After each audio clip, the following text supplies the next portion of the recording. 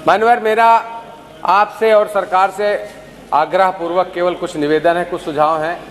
मैं कोई डिबेट और बहस करने के लिए नहीं खड़ा हुआ, मैं कमी निकालने के लिए नहीं खड़ा हुआ हूं मान्यवर, लेकिन जनता ने मुझे चुन के भेजा है, जनता की नुमाइंदगी करता हूं, तो जनता की बातें सरकार तक पहुंचाने का दायित्व आपकी कृपा से मैं सरकार से चाहता हूं मान्यवर।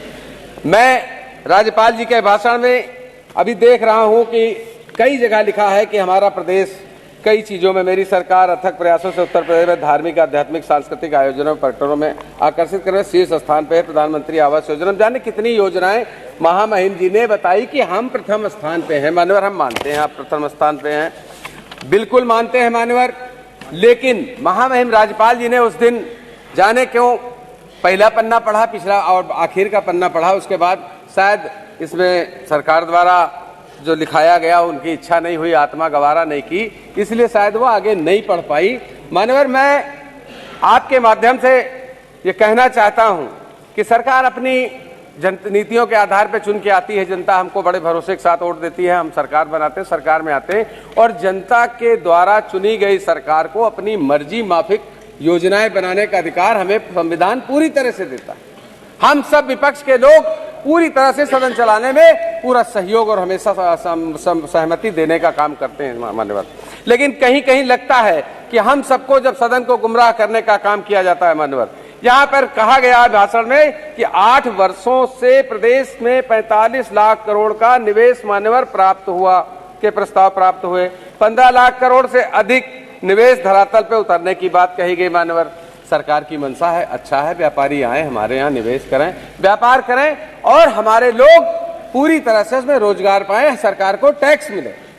लेकिन मान्यवर, ये निजीकरण जो सरकार कर रही है, कई चीजें जो हमारे पूर्वजों ने, हमारे कई सरकारों ने और हमारी जनता ने टैक्स देके कई ऐसी चीजें बनाई, देश की जायदाद बनी, उसके निजीकरण का खामियाजा पक्ष विपक्ष के तमाम साथी हमारे बैठे हैं, एहसास करेंगे, एक दिन याद करेंगे, क्योंकि कई ऐसी कंपनियां हैं, कई ऐसे व्यापारी हैं जो देश की जायदाद हड़प के विदेश भाग गए और कुछ लोग आए, अपने चुनाव में उन्होंने वादे भी किए थे कि सबसे पहले काला धन लाएंगे, भगोड़ों को लाएंगे, आज तक मान्यवर एक भी वापस नहीं हुआ है। मेरा सरकार से सुझाव है मान्यवर कि जो लोग अभी तक भाग गए वो तो वापस आए नहीं, लेकिन हम निजीकरण की तरफ बढ़ रहे हैं, इससे महंगाई बढ़ेगी मान्यवर। कई माननीय सदस्यों ने सुझाव भी दिया है, इससे लोगों पे बहुत बोझ पड़ेगा। बिजली देख लीजिए, बहुत जल्दी हमने निजीकरण कर दिया।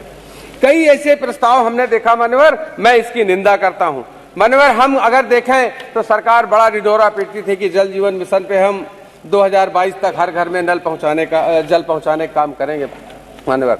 मुझे नहीं लगता कि ये सरकार 2027 तक, 2029 तक हर घर में नल जल नहीं पहुंचाने का काम कर पाएगी मान्यवर। मेरा आपसे केवल इतना आग्रह है, मैं सदन को बताना चाहता हूं कि आज अगर देखा जाए हर चीज में जीरो टॉलरेंस की बात की जा रही है मान्यवर। थाना तहसील के क्या हालात है मान्यवर, थाना तहसील में क्या हो रहा है। मैं अपने ही क्षेत्र की, अपने तहसील की एक घटना बता दूं। 1.5 महीना पहले हमारे ही क्षेत्र के एक व्यक्ति ने एसडीएम साहब से अपनी जमीन नापने के लिए, जितेंद्र देव मिश्रा हैं, इनके ये लेखपाल हैं, अपनी जमीन नापने के लिए एसडीएम साहब ऑर्डर कराया था, आज तक वो जमीन चिन्हांकित नहीं हुई मान्यवर। ये है तहसीलों का हाल मान्यवर। अगर हम देखें कि प्रदेश में मनरेगा मजदूरों की बात कही गई कि हमने इतना रोजगार सृजन किया, इतने मजदूरों को मजदूरी देने का काम किया मान्यवर। मनरेगा मजदूरी बढ़नी चाहिए, ये हमारी मांग सदन से है। मनरेगा मजदूर कितने कम पैसे में, आज महंगाई चरम सीमा पे है।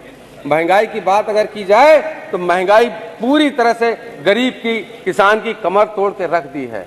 महंगाई पे जितना भी किया जाए, सरकार जितना भी प्रयास कर रही है वो नाकाफी है मान्यवर। हमारे बीच में हमारा सौभाग्य है कि हमारे नेता सदन भी बैठे हैं। मैं नेता सदन जी से बात करना चाहता हूं कि ये शिक्षा के क्षेत्र में सरकार को बड़ी बड़ी बातें करते हम लोगों ने सुना है, लेकिन अगर देखा जाए माननीय मुख्यमंत्री नेता सदन जी, तो जितने लखनऊ के निकट में जनपद हैं वहां बॉर्डर के स्कूलों में, वो माध्यमिक हो चाहे बेसिक शिक्षा में हो, बच्चे 30 हैं, टीचर 15-18 हैं। मान्यवर, इस नीति पर संशोधन करने की आवश्यकता है। मेरी पुरजोर मांग है कि अगर हम शिक्षा को बढ़ावा देना चाहते हैं, गरीब के बच्चे को शिक्षित करना चाहते हैं, तो अध्यापकों का समायोजन करने का पूरी तरह से आप निर्देशित करने का प्रयास काम करें। मान्यवर, ये मेरी मांग आपके माध्यम से सरकार से है।